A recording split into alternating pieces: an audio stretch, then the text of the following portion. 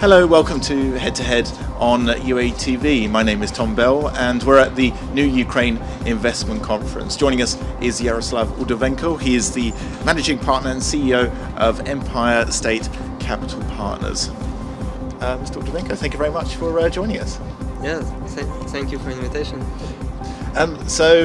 Here we're talking about investment in Ukraine, and often, as the first panel discussed today, the rule of law is the number one area where investors are cautious on Ukraine. So often many achievements, whether that's Prozoro, whether that's new startups, that sort of thing, often those don't get a fair share. I mean, what's your opinion on this?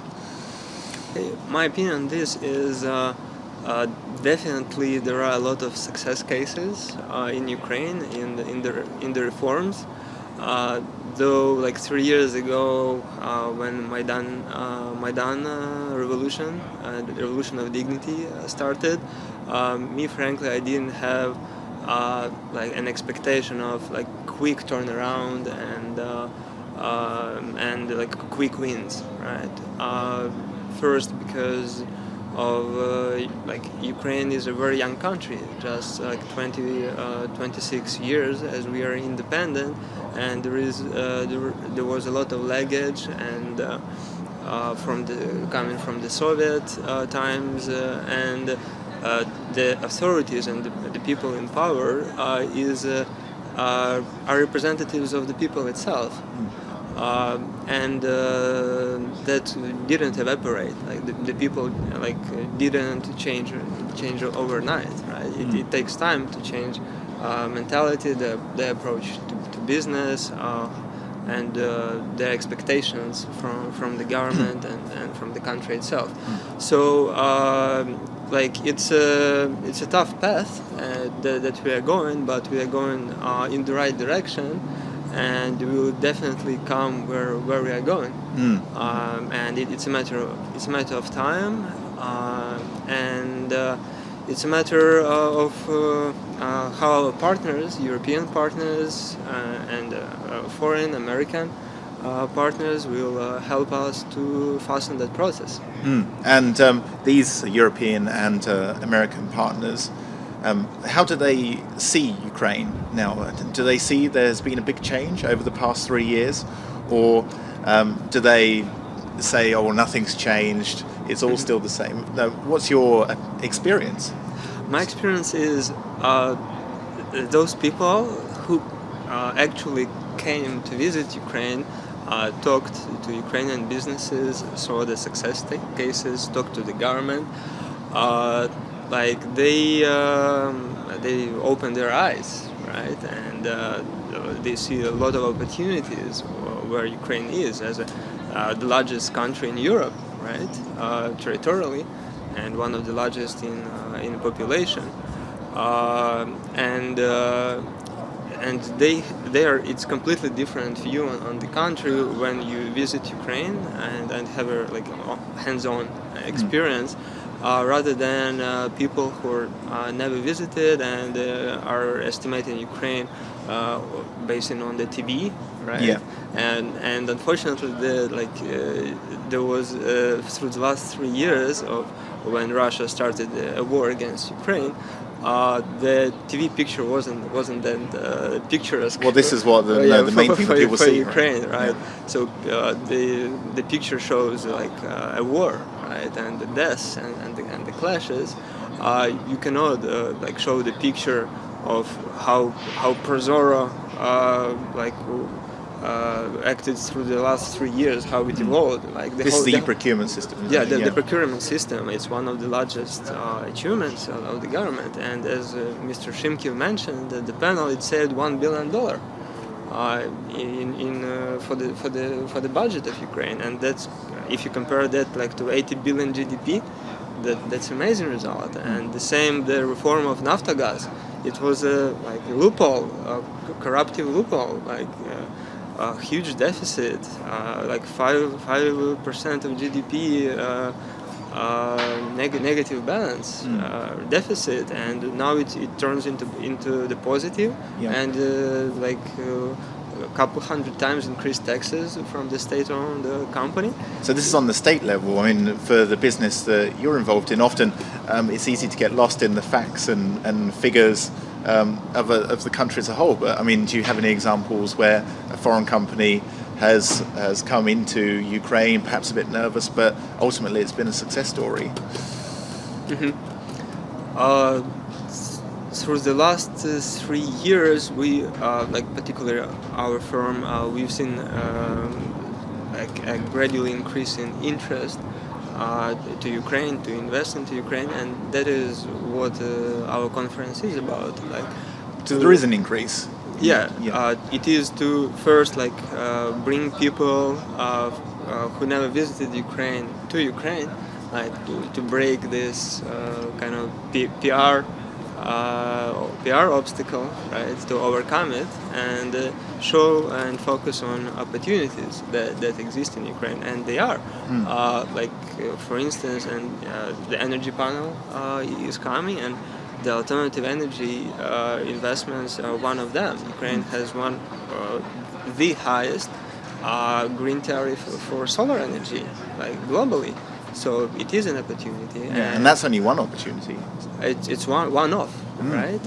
And so Ukraine is also reaching opportunities for the wind power generation, right? And there are a lot of others opportunities.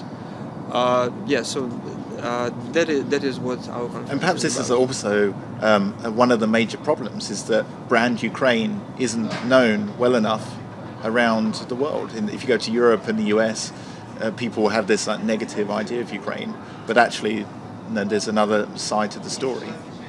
So this is what you work to do, to promote Ukraine. Yes, as Henry Ford told, if I would have $2, I would spend one for advertising, right?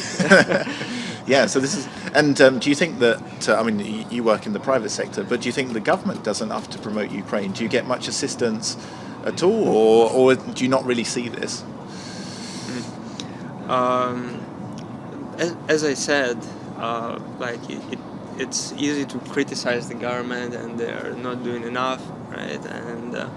And blame everything on the government, right? But in any country of the world, the government is rather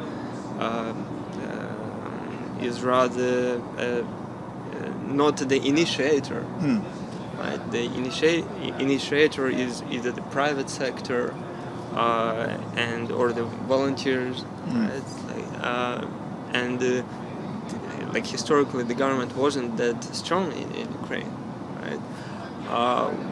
Some people say the government in Ukraine didn't exist before Maidan revolution, right?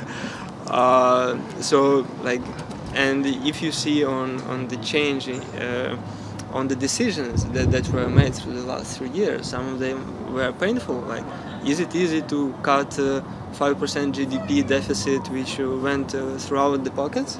It was a hard decision, and it is a credit to the government of Yatsenyuk, which made and helped to make the decision, and the government of Mr. Groisman, who continues that path. There was a couple of people, a couple of the panelists, who said that the growth GDP of Ukraine, that's 2 to 3%, is actually very small. Do you agree with that? Yeah, absolutely. Yeah. If you take into account the low comparative base, and what Ukraine really needs, 5-10% GDP growth per annum. That's what Ukraine deserves, and where opportunity lies. But you can achieve that only through foreign direct investments, through promoting investments. So the fresh capital comes in, creates a job, and increases GDP, that stabilizes the currency. There is no other way. And it is so important to make all those preconditions for the foreign capital to come, to open doors, deregulate the economy. They were also talking about the financial system as well in the panel, how Ukraine, and I didn't know this until today, Ukraine has its own financial accounting system. It's not actually similar to that of the European Union, sort of the internationally recognized standard. Yeah.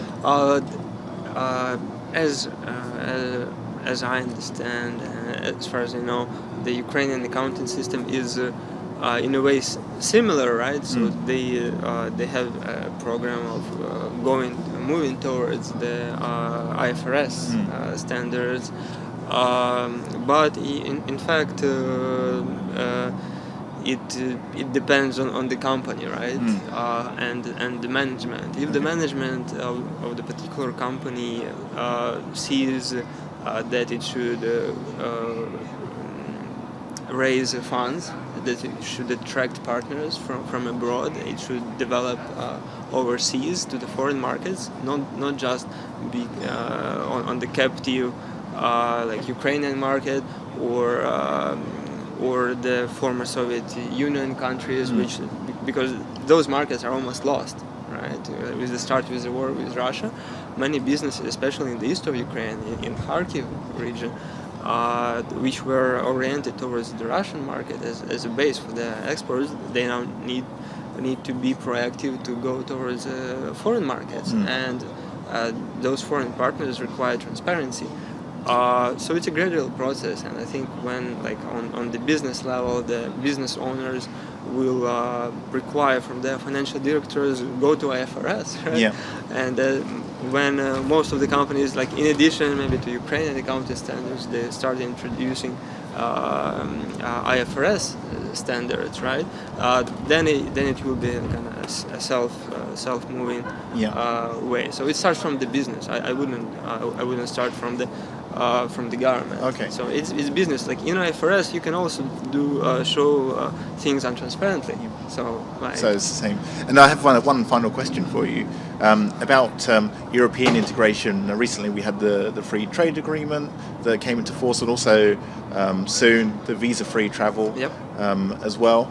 No, these like big political steps. Now, how does that affect investment? Have you seen? Does that mean more foreign investors are confident to come to Ukraine when they see that the country is moving towards European integration, or not really? I think there will be an indirect implication towards an increase. As we said, like this conference is about bringing people here to Ukraine and seeing the real things, right? What's really happening? What are the real opportunities? Business is about people. It's about communication. When a businessman comes to Kiev, sees like there are no work here, like particularly. We can see behind us. I mean, Kiev, like it's beautiful view. Beautiful view and kind, generous people, right? And so he may say, okay, why don't I do business here in Ukraine? Okay, what's the real estate prices? Okay, it's ridiculously low compared of course, to other Europe. So it's through the communication, and next step, the Ukrainian going to Europe, Europeans coming, and not only Europeans. That visa-free regime with the European Union also triggers visa-free regimes with many other countries, right? So business is communication, and the investments will follow. Okay, well, Mr. Udovenko, thank you very much for joining us. Yes, I think it was a pleasure. Thank you for the invitation.